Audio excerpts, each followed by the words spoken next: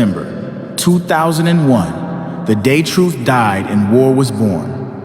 I remember that morning. The sky was perfect. The kind of day where nothing feels possible but peace. And then it happened. The explosions. The smoke that turned the sun black. The screams echoing through streets where, minutes earlier, there was only normal life. Two towers, symbols of America's strength, crumbled into dust before the eyes of the world.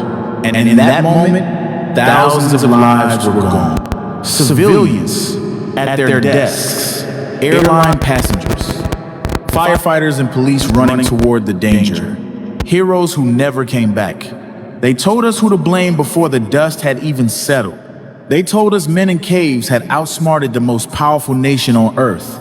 They told us the only answer was war. But I looked at the way those buildings fell, straight down, near free fall speed.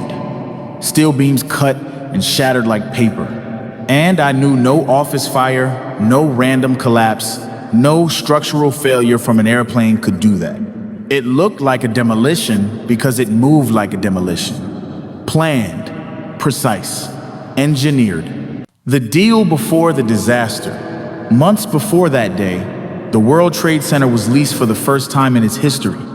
The deal was huge, signed by developer Larry Silverstein, who immediately insured the towers for billions, with a special clause for terrorist attacks. When the towers fell, that policy became a gold mine, one of the largest insurance payouts in history. And while no court has called it illegal, I'll tell you this, timing like that is never just luck. The rumors that wouldn't die. In the days after, rumors swept across the world, whispers that certain Jewish employees had been told to stay home on the 11th of September. The official story calls it baseless, but the fact that it spread so fast and never disappeared from public memory shows just how deep the cracks in the official narrative really are. The third tower they want you to forget. And then there's Building 7, a 47-story skyscraper. No plane hit it. Yet, hours later, it collapsed perfectly into its own footprint in seconds. The government says it was fire, but never before and never since has a steel-framed high-rise fallen from fire alone. Hundreds of architects and engineers have said the same thing. This was not a natural collapse. The Pentagon.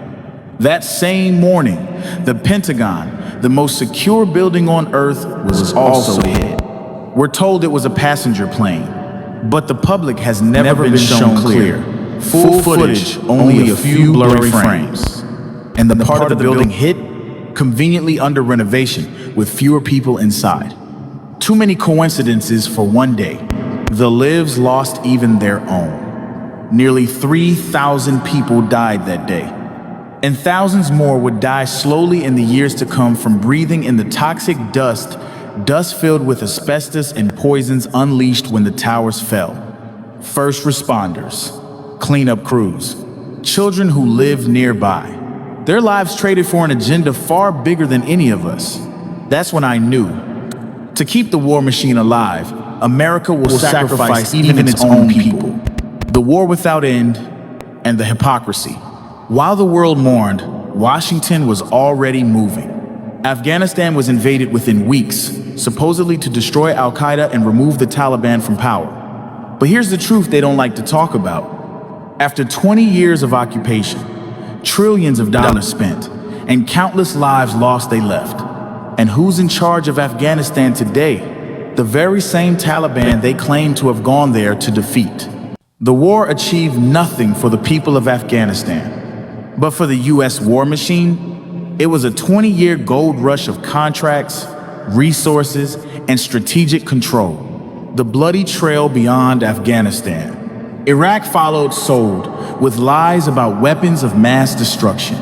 Then Libya, Syria, Yemen. Entire countries turned to rubble. Children buried under collapsed homes.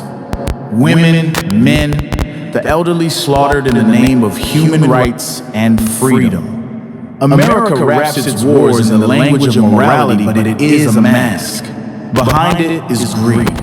Behind it is the hunger for oil, resources, and power.